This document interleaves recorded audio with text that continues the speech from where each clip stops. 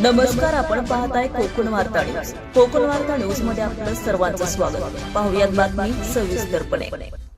पोलादपूर शहरातील घनकचरा सावित्री नदी पात्रात अनधिकृतपणे टाकण्यात आल्याच्या गंभीर प्रकरणी राष्ट्रीय हरित लवादाने एनजीटी पोलादपूर ग्रामपंचायतीला नोटीस बजावली आहे. रायगड जिल्ह्यातील सत्कार ग्रामीण फाउंडेशन रायगड या स्वयंसेवी संस्थेने पर्यावरणाच्या प्रश्नावर एनजीटीमध्ये याचिका दाखल केली होती.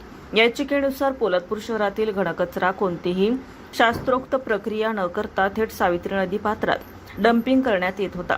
त्यामुळे नदीचं पाणी प्रदूषित होत असून पर्यावरणासह नागरिकांच्या आरोग्यावर गंभीर परिणाम होत असल्याचा आरोप संस्थेने केला आहे. या प्रकरणी सत्कार ग्रामीण फाउंडेशनने छायाचित्रे, स्थानिक नागरिकांच्या तक्रारी आणि संबंधित कागदपत्रांसह राष्ट्रीय हरित लवादाकडे धाव घेतली होती. या तक्रारीची गंभीर दखल घेत एनजीटी कोर्टाने पोलादपूर ग्रामपंचायत, तहसील कार्यालय पोलादपूर तसेच महाराष्ट्र प्रदूषण नियंत्रण मंडळ महाड यांना नोटीस बजावत आपली भूमिका स्पष्ट करण्याचे आदेश दिले.